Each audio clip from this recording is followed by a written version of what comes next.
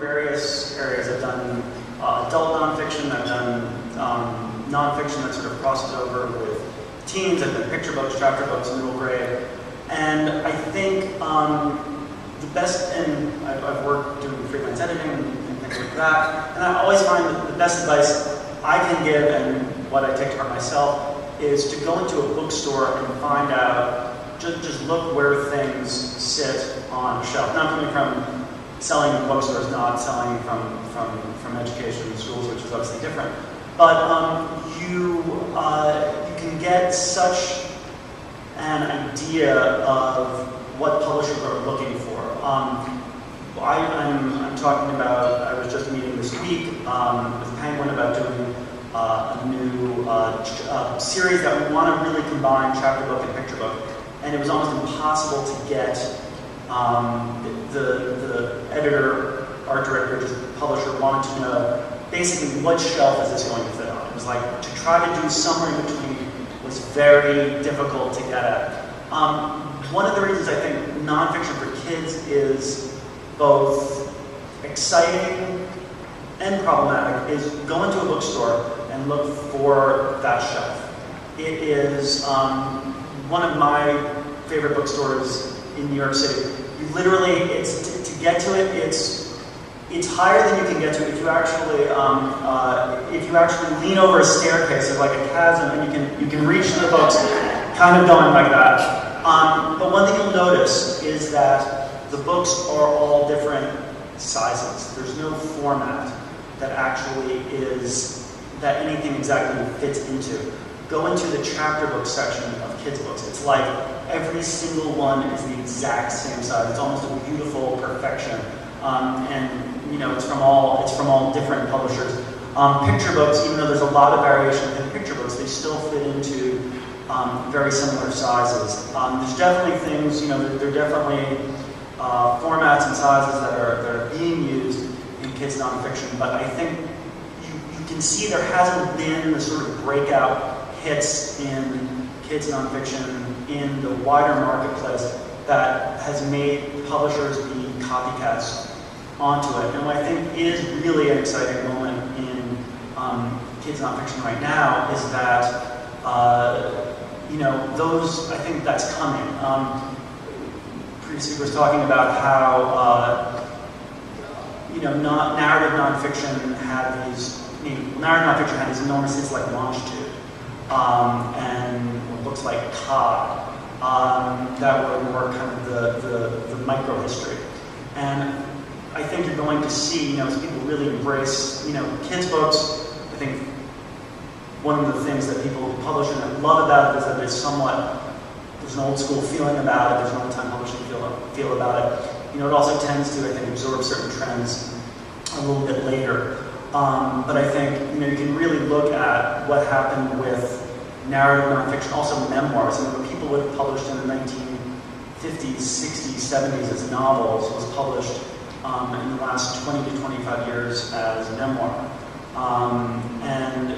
So I think you'll see that. I think you'll see that move also on the kids' side. To go a little bit into myself, I got my start in nonfiction. I worked as a very small town newspaper reporter, covering things like the courts, and I covered lots of things. I love nothing so much as the courts because I love going into, I'm just going for the arraignments or whatever else, and every, you know, defense attorney and prosecutor would come up with their own narrative, which is just a wonderful story to hear. It's always a story. Then the first book that I did was actually about my grandfather. It was called Bemelmans, The Life and Art of Bemelmans Creator, and it was aimed at a kids audience, and again, something that could cross over. And it was actually, while I was researching that book, it was an easy book to research because it was most everything that was my grandmother left behind was at my grandmother's house. So researching that, I came across basically the projects he was working on when he passed away. One of them was the manuscript for Madeline in America, which was the first book that I did, and that got me started in doing doing kids' books, mostly fiction. And then about 5 or 6 years ago, I had an idea to do a book. Well, when I was living in Italy and trying to learn Italian while I was there, and there's this thing that's the Rosetta Stone, where you're supposed to immerse yourself in the language and you're going to kind of magically absorb it. And this was never me. And the way that I found I could actually learn Italian was to find out the etymology of a word. Like I remember there was a word bottega, which I could never remember what it meant. It was, and then when I got home to New York, I was like, wait, bodega, that's the same word, and boutique. And I realized that I could connect through, it would be easier for me to acquire that sort of knowledge by not just kind of immersing myself in it, but actually learning it. And then there were these certain words that, well, one word, silhouette, is almost the same in Italian, and I thought, that doesn't sound like, where does that word come from? Well, it came from a man named Etienne de Silhouette, who was the French finance minister in the 1750s, and he taxed the people so hard that they started to look like shadows. And I found that there were all these words like leotard, Jules Leotard, greatest acrobat in history, who invented the flying trapeze and the one-piece athletic outfit. Charles Boycott was an Irish strikebreaker, and people in town were so mad at him that he was ostracized from everything in the town. So that was a book that I did for Bloomsbury called Non-Eponymous. Led to a couple of etymology type of books. And it got me interested in nonfiction again. There's just, these collections of, and I did illustrations for it, and just there being these wonderful stories out there that, you really don't have to, you don't exactly have to make up, you don't have to make up anything.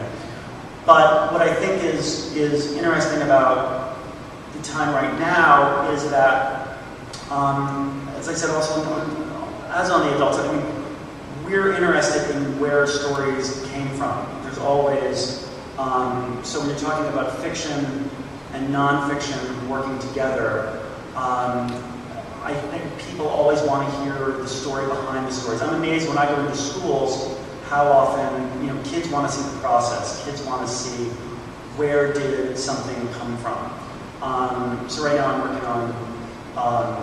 working on a nonfiction series for kids, but I'm also working on a historical fictional series where everything is made up. A big component of what we're going to be doing is to use to have an online blog and resource that is only the historical information. So to not just, so often I think what you see is, you'll have a picture book that is then crammed with an author's note with really tiny text that's often aimed specifically at the librarian. I think I think fiction can be used as a way into nonfiction. My daughter is 4 years old. She loves, her favorite thing in the world at the moment, it changes on a monthly basis, but this has been for a while, is My Little Pony. And when she's done with an episode, she asks me now to go on Wikipedia and go find out what's the story behind the episode. Like, she wants to actually know, and we're developing, there's so much talk now about, there's always fear and change, but there's so much of what what is the internet, what are these things taking away from traditional publishing or whatever, but it's creating this just super group of readers that's just so intense. I mean, so intense of acquiring information that I really do think that this is the most exciting time to be in publishing. And for me, somebody who works back and forth between fiction and nonfiction, where both can really feed and cross-pollinate each other, is great. And also, let me tell you something, if you're going to be working in children's books, it's a good thing to have more than one